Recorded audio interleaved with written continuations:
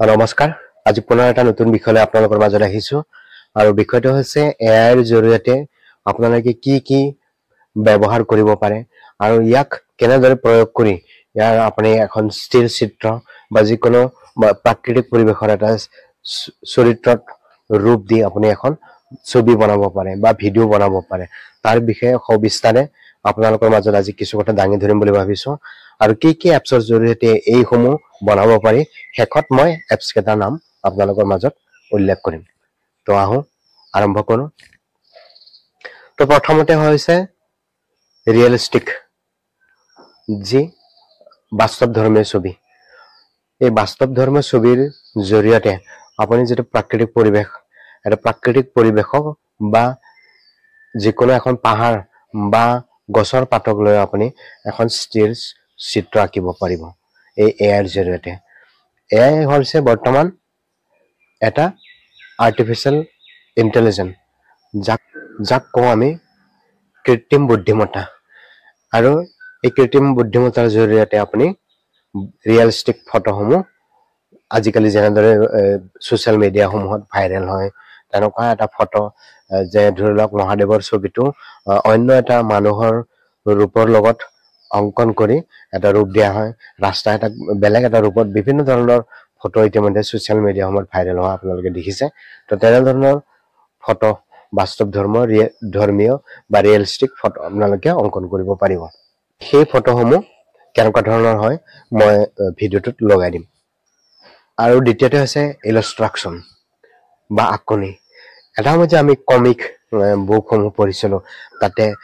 এজন পেটুৱা মানুহৰ চৰিত্ৰ বা তেনেকুৱা ধৰণৰ ৰজাৰ চৰিত্ৰটোত কেনেকুৱাকে অঙ্কন কৰিছিল তেনেকুৱা ফটো কমিকত যিসমূহ চৰিত্ৰ ব্যৱহাৰ হৈছিল তেনেকুৱা ফটোসমূহ এই এআই ৰ জৰিয়তে আপোনালোকে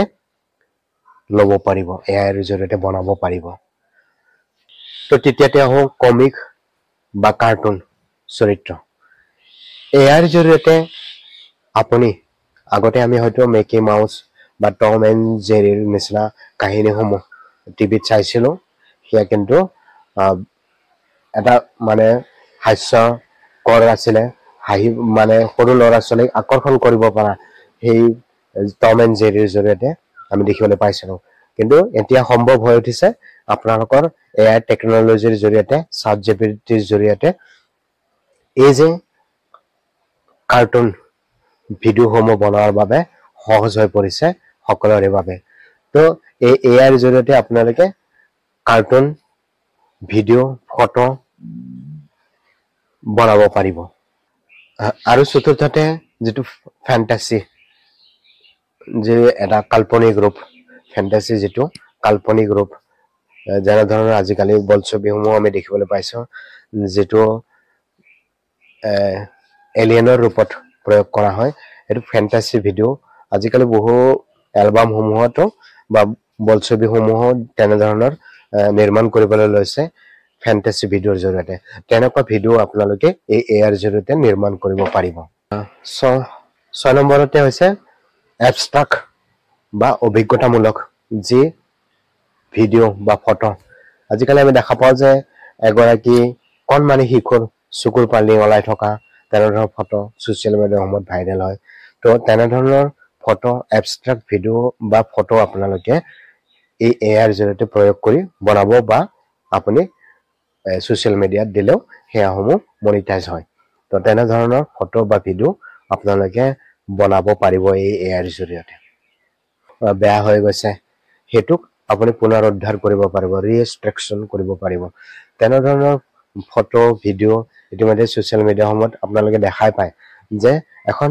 বেয়া হৈ যোৱা ফটোক কেনেদৰে উদ্ধাৰ কৰিব পাৰে এই এআই ৰ জৰিয়তে সম্ভৱ হৈ উঠিছে আপোনাৰ যদি বেয়া কোনোবা বা কাৰোবাৰ যদি বেয়া ফটো আছে বা বেয়া হৈ গৈছে আমি যে জ্বলি যোৱা বুলি কৈছিলো তেনেকুৱা ধৰণৰ ফটো যদি আপোনালোকৰ আছে তেতিয়া হলে সেই ফটোখন আপোনালোকে পুনৰুদ্ধাৰ কৰিব পাৰিব বা আপোনাক চেনি নোপোৱা ধৰণৰ এখন ফটো আছে সেই ফটোখন আপুনি উদ্ধাৰ কৰিব পাৰিব বা মানুহজনক বহু আগতে আপোনালোকে একেলগে ফটো উঠিছিলে সেই ফটোখন জ্বলি গৈছে তো তেনেকুৱা ফটোখন আপুনি উদ্ধাৰ কৰিব পাৰিব তো তেনে ধৰণৰ সম্ভৱ হৈ উঠিছে আপুনি প্ৰফাইল পিকচাৰ বনাব পাৰিব আপোনাৰ নিজৰ ছবিটোক বেলেগৰ লগত বেলেগ এটা ৰূপ দিব পাৰিব আপোনাৰ যদি চকুৰ তেৰা হৈছে চিধা কৰি দিব পাৰিব তেনেধৰণৰ ফটোৰে আপুনি এআইৰ জৰিয়তে ফটো কৰিব পাৰিব তো 7 নম্বৰত আহিছো আপোনালোকে লোগো বনাব পাৰিব আপোনালোকৰ যেহেতু যিসকলে ইউটিউব ভিডিও বনায় তেওঁলোকে এআইৰ জৰিয়তে লোগো বনাব পাৰিব আৰু যিসকলৰ ৱেবসাইট আছে তেওঁলোকে ইয়াত লোগো ডিজাইন কৰিব পাৰিব বা লোগো ডিজাইন কৰিও আপুনি ব্যৱসায়িক ভিত্তিত আগবঢ়াব পাৰিব আৰু এই ধৰণৰ চিত্ৰ বা প্ৰফাইল পিকচাৰ বনাবলৈ হলে আপোনালোকে এই হোম এপছ ব্যৱহাৰ কৰিব লাগিব মই নাম কেইটা কৈ দিছো আপোনালোকক মিডজাৰ্নি ডালে ষ্টেবল ডিফিউজন বিং এই এপছৰ জৰিয়তে আপোনালোকে প্ৰফাইল পিকচাৰ বা লোগো ডিজাইন লগতে যিকোনো প্ৰাকৃতিক পৰিবেশৰ স্থিৰ চৰিত্ৰ বা আপোনালোকে যি ভিডিও লাগে আপোনালোকক কাৰ্টুন ভিডিও বা আপোনালোকক যি এটা ইমোশনাল টাইপৰ এখন ফটো লাগে এইকেইটা এপছৰ জৰিয়তে আপোনালোকে প্ৰয়োগ কৰি বনাব পাৰিব তো ভিডিওটো আজিলৈ ইমানেই আছিলে আৰু যদিহে মোৰ কথাখিনি কিবা ইনফৰ্মেটিভ যেন লাগিছে তেতিয়াহলে লাইক কমেন্ট আৰু এটা সাবস্ক্ৰাইব কৰি দিবলৈ নাপাহৰিব ধন্যবাদ